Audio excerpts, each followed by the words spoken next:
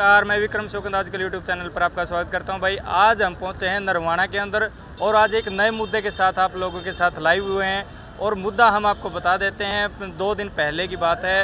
एक रोडवेज कर्मचारी के साथ एक थार गाड़ी वालों से कुछ बातचीत हुई, कहा सुनी हुई साइड को लेकर के, और उस मुद्दे को इतना हाईलाइट कर दिया गया कि जो थार गाड़ी वालों ने है उस हरियाणा रोडवेज के कर्मचारी के ऊपर गाड़ी चढ़ा करके उसको मार दिया। और उसके बाद उसके साथ साथ जो रोडवेज का कनेक्टर था उसको भी उन्होंने घायल किया। और इस चीज़ को लेकर के जब प्रशासन से बातचीत की गई और उस मुद्दे को लेकर के प्रशासन से बातचीत हुई तो प्रशासन ने इस पर कोई संज्ञान नहीं लिया। धारा 302 लगाने के बावजूद भी उनकी गिरफ्तारी नहीं की गई है। उसको लेकर के हरियाणा रोडवेज ने जो यहाँ पे चक्का जाम किया है। और इस सदमे को बर्दाश्त ना करके उसका जो एक लड़का था जो उसने इस सदमे से बर्दाश्त ना होकर के उन्होंने जहर निगल लिया, जिसके मौके पर उनकी भी मृत्यु हुई। और हमारे साथ यहाँ पे आपको हमें बताना चाहेंगे कि कुछ रोडवेज कर्मचारी मौके पर मौजूद हैं, धरने पर बैठे हुए हैं, और किसान नेताओं ने भी इनका समर्थन किया है, वो भी मौजूद हैं। और बातचीत करते हैं भाई, सारे इनसे भी बातचीत करते हैं इनकी क्या क्या मांगे हैं और इस मुद्दे को कैसे सुलझाया जाए। तो बने रहे हमारे साथ और बातचीत करते हैं किसान नेताओं से और यहाँ पे जो रोडवेज कर्मचारी हैं उनसे। Hello, check 1 2 3 1 2 3 check. को गिरफ्तार करो। आज का जो ये मोर्चा है इसके अध्यक्ष कौन बनाएंगे? चल दोबारा। जी सर, पहले तो मैं आपका और आपके चैनल का बहुत आभार व्यक्त करता हूं, जो दुख में भी, सुख में भी, खुशी गमी में हर वक्त हमारा साथ देते हैं। पहले भी 1 साल तक किसान आंदोलन में भी आपने हमारा साथ दिया और देश दुनिया में हमारी खबरों को भेजा। अभी भी आज दुखद घटना है।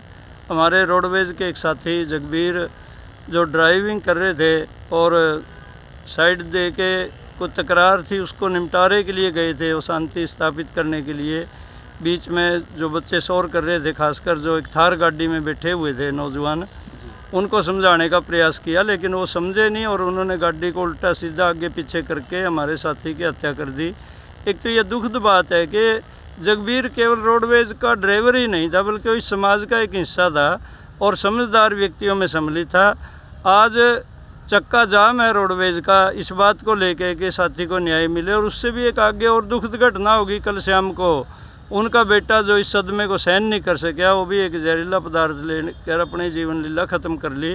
तो हमारे इस तरह की घटनाएं न्याय मिलना चाहिए।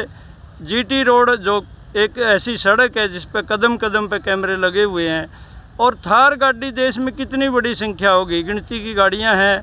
फिर उसका नंबर ट्रेस कर दिया, सारी कुछ शिकायत देने के बावजूद भी अभी तक कोई गिरफ्तारी नहीं हुई। ये तो सरकार के लिए, चाहे वो सेंटर की सरकार है, दिल्ली की सरकार है, चाहे वो अपना हरियाणा की सरकार है, उनके लिए बहुत ही शर्म की बात है। और न्याय मिलने की आशा तभी कर सकते हैं जब ये बताया जाए कि कौन कौन इसमें सम्मिलित हैं।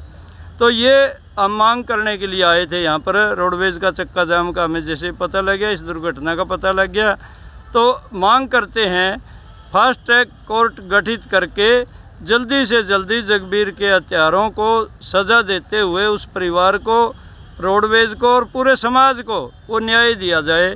इस बात को लेकर हम ये जो हमारा संयुक्त किसान मोर्चा है वो यहाँ समर्थन देने के लिए आया साथी। और समर्थन ही नहीं है, बल्कि हम कह सकते हैं कि जगबीर रोडवेज का ड्राइवर था तो इस समाज का भाई और बेटा भी था।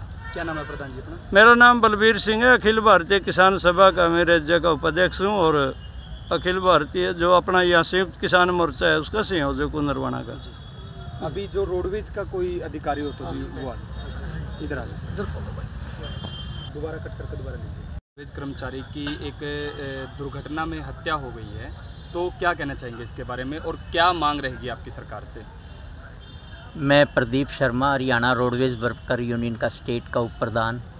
ये 100 का कुल परिवार हमारा संयुक्त कर्मचारी बैठा हुआ है और सभी ने ये फैसला लिया है, जगबीर की हत्या जो हुई है ये दुखद घटना है। और ये इस तरीके से अगर समाज में होता रहा तो ये बहुत गलत है। उसको न्याय दिलवाने के लिए उसके परिवार को 50 लाख रुपए का मुआवजा मिले और परिवार के सदस्य को नौकरी मिले, ये हमारी मांग रहेगी। और जल्द से जल्द उन हत्यारों करने वाले को गिरफ्तार किया जाए और ये रहे कि ऐसे ऐसे हत्यारों को फांसी की सज़ा मिले, क्योंकि थार गाड़ी में 2 बेटियां वो और 2 नौजवान, उन्होंने ऐसा किया, समझा रहे थे उनको और उसके ऊपर को गाड़ी चला दी, कंडक्टर को घायल कर दिया, दूसरे साथियों को भी घायल कर दिया। सभी घायलों की भी हमारी मांग रहेगी, रोडवेज कर्मचारी भी 10-10 लाख रुपए का उनको भी मुआवजा मिले। और जब लग ये प्रक्रिया पूरी नहीं होगी, मुआवजा नहीं मिलेगा और उनको न्याय नहीं मिलेगा, तो ये रोडवेज का चक्का जाम रहेगा साथियों। क्योंकि कल ही जब उनके बेटे की हत्या भी अचानक मृत्यु होगी, उससे भी हम सभी दुखित हैं कि एक ही परिवार से 2 सदस्य चले गए। हमारे परिवार में बड़ा शाना सदस्य था वो, जिसके साथ ऐसा हुआ, और वो इस मसले को सुलझाना चाहता था और उसकी हत्या कर दी। और जो किसान साथी हमारे बीच में समर्थन देने के लिए आए हैं, तहे दिल से हम धन्यवाद करते हैं और आपके चैनल का भी धन्यवाद करते हैं कि ये अनेकों समस्याओं को आप उजागर करते हैं और जनता को बताते हैं। धन्यवाद साथी। सर एक बात और बताइए कि आपका जो चक्का जाम का जो ये निर्णय लिया गया है, इस निर्णय से आम जन को परेशानी हो रही है, उसका क्या रहेगा सर? बिल्कुल सही बात कही आपने। ये जनता को काफ़ी परेशानी हो रही है, फिर लेकिन हमारी मजबूरी है। परसों ही हमने सरकार को आगाह कर दिया था, अगर उनकी गिरफ्तारी नहीं होती, उनको मुआवजा नहीं मिलेगा, तो हम चक्का जाम करेंगे। और सरकार ने कल भी बातचीत के लिए नहीं बुलाया, परसों भी बातचीत के लिए नहीं बुलाया, आज ये तीसरा दिन है। और तीसरे दिन में अभी हमारी यूनियन सभी प्रधान गए हुए हैं चंडीगढ़, उनसे कोई मसला होगा तो हम माफ़ी मांगते हैं जनता से, क्योंकि ये दुख की घड़ी है। 100 का कुल परिवार हर अड्डे पे बैठा हुआ है, और ये सरकार अगर चाहे तो 1 मिनट में फैसला कर दे, लेकिन सरकार की मेरे ख्याल से मनसा नहीं है। नहीं, परसों ही हो जाता था ये फैसला। इस मुद्दे पर नहीं बुलाती है तो ये चक्का जाम कब तक रहेगा? जब तक ये फैसला नहीं होगा, उसको न्याय नहीं मिलेगा उसके परिवार को, ये चक्का जाम रहेगा साथियों, चाहे कितने दिन भी लग जाएं।